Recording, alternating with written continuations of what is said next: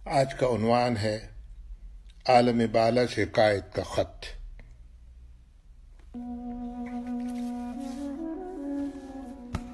میری پیاری اسلامی ریاست پاکستان،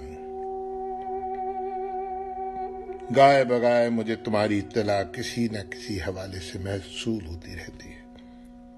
ہم یہاں کافی فکر مند رہتے ہیں، اور خاص طور پہ جب یہاں خون میں لت پت افراد جنت میں داخل ہوتے ہیں۔ فاطمہ جنانوں نے تو یہاں ایک ایزی سینٹر بھی کھول لیا ہے، جہاں پہ ان لوگوں کی مرہم پٹی کرنے کے بعد راشد مناز شہید کے حوالے کر دیا جاتا ہے تاکہ وہ ان سب کو جنت کی سیر کرائے۔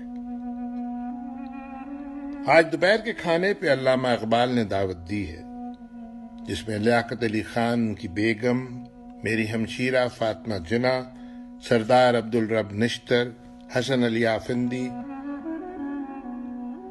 وقار الملک، نواب سلیم اللہ اور رحمت علی سمیت دیگر ساتھی موجود تھے۔ اقبال اکثر ایسی دعوتیں کیا کرتے رہتے ہیں۔ شروع میں تو ہم ان قائدین کو بھی بلاتے تھے جو ہمارے بعد آئے، لیکن ہم نے محسوس کیا کہ وہ ہمارے ساتھ کچھ جم نہ سکے۔ ہم آزادی کے بھوکوں میں ان پیٹ بھروں کو دور ہی رکھا جائے تو ہمارے لیے بہتر تھا، کیونکہ وہ اپنے آپ کو بہت اجنبی محسوس کرتے ہیں ہماری محفلوں میں۔ اس دن رانا لیاقت علی بہت خاموش تھیں، فاطمہ جناح بھی موجود نہیں تھیں، اس لیے مجھے تھوڑی فکر ہوئی۔ یقین کرو 1948 سے لے کر آج تک کوئی ایسی رات نہیں گزری جس میں میں دھاڑے مار کے رویا نہ ہوں۔ یہاں سبھی واقف ہیں کہ میں بہت حساس انسان ہوں۔ اکثر افسوسناک خبروں کی مجھے بھنک بھی نہیں پڑنے دیتے اور مجھے دوسرے چیزوں میں الجھائے رکھتے ہیں۔ آج دعوت کے بعد جب میں نے مرکز کا رخ کیا تو وہاں فاطمہ جناح دوپٹے کی آڑ میں پھوٹ پھوٹ کے رو رہی تھی۔ میں نے اس کے سر پہ ہاتھ رکھا اور وجہ دریافت کی تو اس نے مجھے کمرہ نمبر 23 میں مشعل نامی ایک نوجوان سے ملنے کی درخواست کی۔ 2014 میں جب عرفہ کریم یہاں آئی تھی تو میں بہت خوش تھا، لیکن 16 دسمبر 2014 کا ننھے بچوں کا لشکر دیکھ کر میرا دل خون کے آنسو رویا۔ اس بھیانک حقیقت سے کہیں دور بھاگ جاؤں میں نے کئی بار سوچا، لیکن میں بھاگ نہیں سکا۔ کیا پاکستان بننے کے لیے ہم نے اپنی جانوں کے نذرانے اس لیے پیش کیے تھے کہ یہاں پہ چھوٹے معصوم بچوں کو قتل کر دیا جائے؟ میں بہت پریشان تھا اس دن، لیکن فاطمہ جناح نے مجھے بتایا کہ یہاں پہ اعتزاز حسن نامی نوجوان بھی ہے جس نے اپنی جان دیکھ کے پورے اسکول کو بچایا۔ ہم اس بچے کو بہادر اعتزاز حسن کے نام سے پکارتے ہیں۔ اس کو دیکھ کر میں بہت خوش ہوتا ہوں، لیکن کمرہ نمبر 23 کے نوجوان کو جب میں نے دیکھا تو اس کے جسم پہ جگہ جگہ تشدد کے نشان تھے۔ مشعل نامی شخص کا سر خون سے پھٹا ہوا تھا۔ اس نے اٹھنے کی کوشش کی، لیکن ہڈی کے فریکچر نے اس کو اٹھنے نہیں دیا۔ میں نے اس کو سہارا دے کے اٹھایا، پھر اس کو بستر پر لیٹنے کی تلقین کی۔ وہ رو رو کے کہہ رہا تھا کہ میں تو آپ کی تعلیمات پہ چلنے والا نوجوان تھا، میں نے اپنے غریبی کو کبھی اپنے آگے آنے نہیں دیا۔ میں بھی آپ کی طرح باہر پڑھنے گیا تھا کہ واپس آؤں گا اور اپنے ملک کی خدمت کروں گا۔ میرے بھی خیالات آپ کی طرح منفرد تھے۔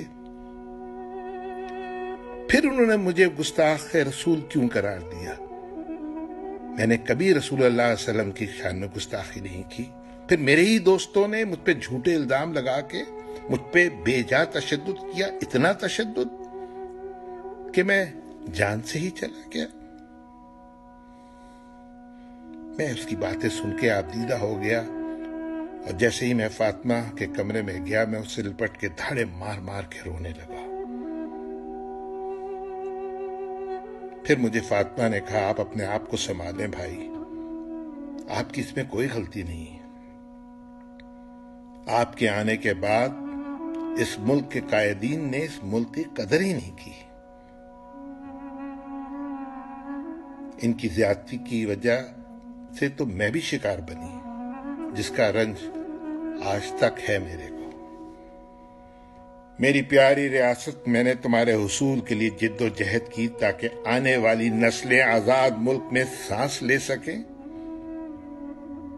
جو اپنے دین، مذہب، اقدار اپنے حساب سے مانے، جس میں ان کی سوچ، گفتگو اور عمل کو کسی کا ڈر نہ ہو۔ آج کیا ہو رہا ہے؟ آج ایک بھائی دوسرے بھائی کی گردن کاٹ رہا ہے۔ جب میں فرنٹیئر گاندھی سے ملتا ہوں تو وہ کچھ کہتے تو نہیں ہیں، لیکن ان کی آنکھیں سب کچھ کہہ دیتی ہیں۔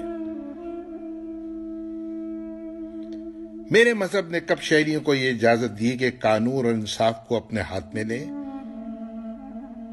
ایک وکیل ہونے کے ناطے مجھے یقین نہیں آتا، اس قدر بے بس ہیں تمہاری عدالتیں۔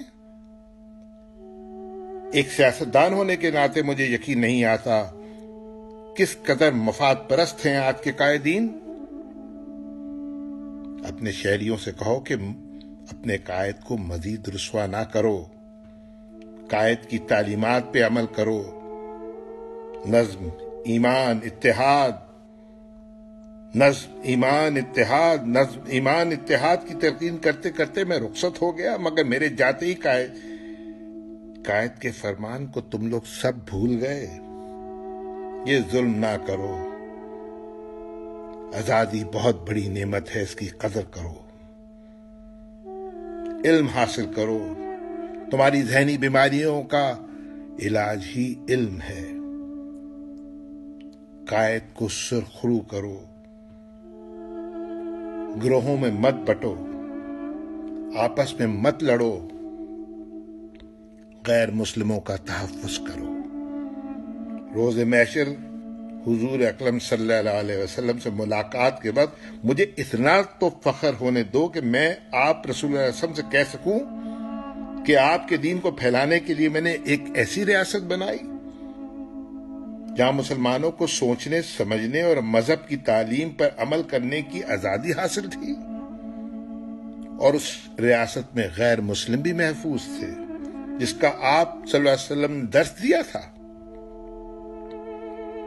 میرے لگائے ہوئے پودوں کو تناور درخت بناؤ اور اس کی چھاؤں میں مل جل کر بیٹھو، اس کو پانی دو، اس کو خون مت دو۔ تمہارا بانی محمد علی جناح۔